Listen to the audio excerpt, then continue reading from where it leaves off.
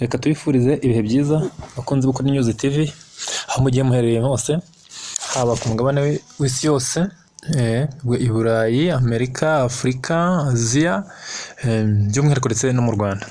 None turi tariki ya 23 z'ukwezi kwa 10 mu mwaka wa 2024, tugarutse mu makuru. Amakuru yacu tukaba tugiye kuyahera hano. Ubwo ngiye kubabwira impfunyapfunyi cyangwa se inshamake z'amakuru tugiye kugarukaho muri ya masaha. Tugiye gusimbukira Goma rwose, ngo amabandi yakomeje kuba amabandi, sinzi bizagenda bita ibintu bijyanye n'amabandi. Urabona ko asigaye yiba ku mugaragaro noneho cyane, ku mugaragaro, ariko nimva ku mugaragaro wumve ko izuba riva nta kiba gikora, na leta sinzi ikintu ukora, yewe ntiwamenya ukuntu ibintu bimeze hano mu mujyi wa Goma. Ibintu byakomeje kuba ibindi. Turava mu mujyi wa Goma dusimbukire za Gashebere rwose, turimo mu Bazarendo. Mbese mu Bazarendo bihagaze bite? Mu Bazarendo ibintu bimeze bite? Ko naho ushobora gusanga ibintu bitemeze neza. Karembe mbese Karembe rwose, General Gido. Ese General Gido bamwe numva bavuga ngo General Gido haracyari Karembe, abandi ngo ntago akiri Karembe. Ese bimeze bite? Bimeze bite? Ari Karembe ntago ari Karembe? Turaje tubirebe ukuntu bihagaze, tubahe ubugino.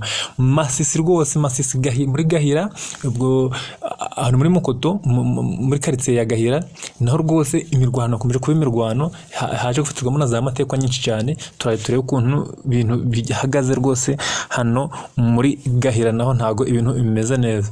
Turaje tugere muri Sake Minova naho ngo muhanda rwose Sake Minova, ngo ishobora kuba utuvugana rwose ugiye kongera gufungurwa, kuko turaje turebe impamvu bashobora kuba bagiye kongera gufungura. Se byagenze bite ko ari hasize igihe ufunzwe na ba FRDC? Ese bimeze ko bagiye kongera kuwufungura?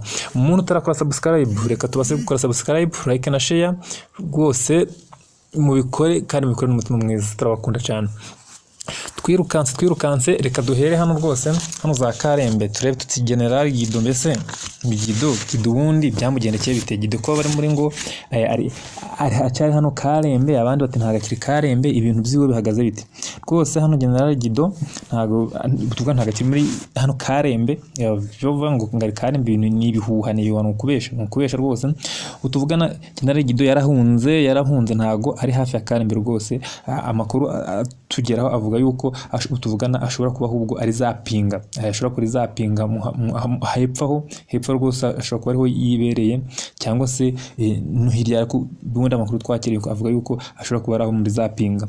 Ntabwo akiri hehe, ntabwo ari haraza Karembe. Utuvugana iyoboye rwose n'umutwe wa M23, niwo uyiyoboye, nubwo wenda batari mu centre hagati, kuko ntabwo M23 ishobora kuja mu centre hagati, kuko barimo abaturage benshi cyane n'ibikorwa byinshi cyane bishobora guteza imvururu, ugasanga bibaye ibibazo, baba banakwatakwa n'abasirikare ba FRDC, ugasanga bihungabanyije abaturage mu bikorwa byo bibereyemo rwose mu centre ya Karembe. Niyo mpamvu tuvugana ntabwo abasirikare ba M23 bari mu centre ndani, gusa muri quartier ya Karembe rwose barimo no bari kwikontorora, uretse yuko batari gukora, bari hano mu centre neza, uretse amapaturo asanzwe yarakorwa wenda nimugoroba ya M23, ariko ntago bari mu centre neza rwose. Urumva yuko rwose hano iyi Karembe tuvugana ntago ifitwe na FRDC, ifitwe na M23.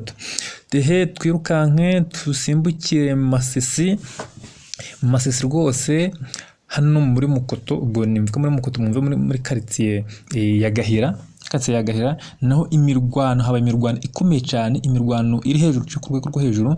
Iyi mirwano yaje rwose no kugwamo abasirikare benshi cyane, abasirikare batari bake cyane, abasirikare bagera muri 10 abasirikare benshi cyane. Haje gufatirwamo n'amatekwa y'umusirikare major wari uyoboye icyo gitero bari bagabye kuri M23, bikaba byatumye bamurashe mu maguru, ahananirwa kugenda. Abasirikare yaje ayoboye baramuta, barirukanka, birangira afashwe matekwa na M23. Utuvugana rwose major waje ayoboye igitero bateye M23 hano muri Masisi. Muri Mukoto Gahira rwose ituvugana yafashwe matekwa na M23 ku mirwano yashoje kuri M23, ubu akaba afitwe na M23. Tuba twirukanka tugera hano Sake Minova rwose, ngo tuvugana umuhanda rwose Sake Minova batangiye kongera kubukora. Ese bimeze bite? Impamvu twongera kubukora nuko ubundi twavuga ko urabona ko ejo bundi haje kuba ikintu cyitwa impanuka mu mazi. Mpanuka mu mazi rwose yatumye habaho ibintu byinshi cyane. Iyi leta yirengagiza n'umuhanda wa Sake Minova yanze kuwufungura, none ubu tuvugana bawufunguye kubera iriya mpamvu yabara abaturage bagiye baburirwa irengero bakaburira ubuzima bwabo hariya muri ariya mazi. Byibuze ngo wenda bateguje bakunda gukoresha ariya mazi, bajye bakunda gukoresha wenda n'uyu muhanda kugira ngo ibintu by'impanuka za hato na hato no gutakaza ubuzima kw'abaturage rwose wenda bigende bigabanuka muri tuno duce. Ubwo rero reka dutegereze turebe ko uyu muhanda wakongera ugafungurwa abantu bagakoreshwa nk'ibisanzwe. Byibuze byaba ari ibintu byiza cyane ku baturage, nubwo ntawamenya. Gusa wenda ngo uturimo twa hato na hato duke twatangiye kugenda dukorwa muri uyu muhanda kugira ngo barebe ko hatangira gukoreshwa nk'indi mihanda yose isanzwe, abaturage bakongera ibintu bikagenda neza. Tuva dusimbukire za Gashebere rwose. Gashebere abazarendo basubiranyemo nk'ibisanzwe, ni kakavuyo kabo n'ubundi nta gihe badasubiranamo ibintu byabo zabanye ibindi akavuyo kabanye akavuyo. Nta management bagira, gusa usanga banasubiranamo bapfa ubusa. Gusa hano ahanini cyane baba bapfa ubuyobozi n'ibyo baba bambuye abaturage.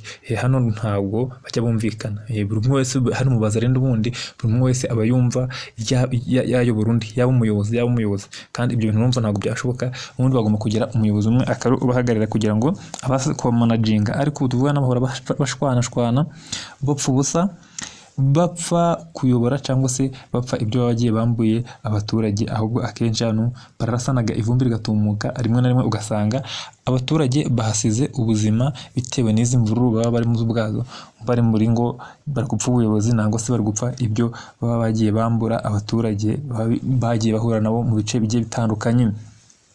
Goma amabandi rwose, Goma amabandi yakomeje kuba amabandi. Cyashizeho twarakumva ngo za Crainte Volere biki, ariko tuvugana harimo ubwoko bwinshi bw'amabandi hano mu mujyi wa Goma. Hano mu mujyi wa Goma rwose harimo ubwoko bwinshi cyane bw'amabandi, bwinshi, ariko umve ko noneho ubu bagiye kwiba bitwaje intwaro, bakajya kwiba bagiye kwiba mu iduka ry'amatelefoni bitwaje intwaro ku manywa ya ruhanga rwose.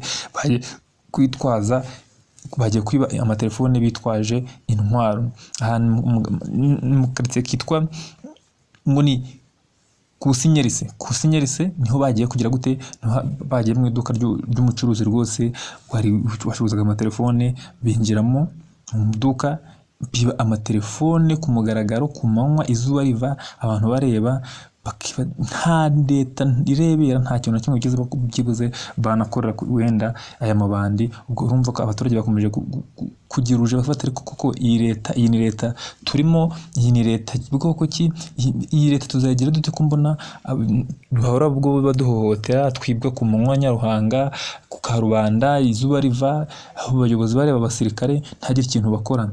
Ibi bintu bimeze bite? Bizatugendekera gute? Urumva ko abaturage hano uzaguma rwose bakomeje kugenda guhura n'akaga, guhura n'ibibazo cyane. Sinzi ukuntu bizabagendekera. Bantumwe rwose ni ukumva tukabasengera kuko ibintu bikomeje kugenda nabi hano Igoma ku baturage rwose. Ibintu ntago bimeze neza. Ni nako nanone amasasu ngo yarayavuga umujyi wose, amasasu yari menshi cyane, amasasu ngo menshi mu gihe bitandukanye no mu mujyi wa Goma. Aya masasu nta mirwano yarimo, nta mabandi, nta kintu, ahubwo ngo yaraswaga n'abasirikare ba FARDC. ngo ubwo hari abafana babireberaga match yabaga nijoro, ubwo igihe babaga bari guserebura bishimye cyane, bamwe na bamwe ugasanga baserebura basakuza, ngo n'abasirikare ba FARDC bakabonderaho bakagira gute bakarasagura amasasu. Ntumbaze ayo masasu yawe icyo bayamaze nimba ari ukwiyasesaguza gutyo, sinzi byabo, ariko urumva ko imico n'ubundi yabo, imico yabo nta mico myiza baba bafite. Urumva ko kurara bari kurasagura mu mujyi wa Goma rwose, ibyo ntago bazi ko bari guteza ibibazo abaturage bakumva n'ikikanga, bakumva adatuje. Ntabwo umuturage yashobora kumva amasasu ngo yumve ameze neza cyane ari kubera muri quartier aba aherereyemo. Urumva ko bakomeje kugenda bakora ibikorwa bitari byiza, gusa rwose Imana bafashe wenda baje baragira gute, baje banararebera n'abaturage barebe ko bagira ikintu babafasha, byibuze bakaje barabakiza wenda ayo mabandi kuko amabandi yo rwose aragize gute, abamereye nabi, nyuma y'uko abaturage bose batangiye kuja nabo barirwanaho bakayafata bakanayatwika bakagira gute. Ariko urabona ko ntabwo bapfa gufata ibandi ryaje ryitwaje n'intwaro n'undi rikaza ku mwanya ruhanga, uko byagenda kose riba rifite ikindi kintu gishingikirije. Ubwo urumva ko ibintu hano i Goma ntabwo bikomeje kugenda neza. Reka tubashimire cyane mwese mwabanye no kuri News TV, tubasaba gukanda kuri subscribe cyangwa se s'abonner, gukora partage cyangwa se share, kandi rwose mugakanda no like. Rwose turabakunda cyane.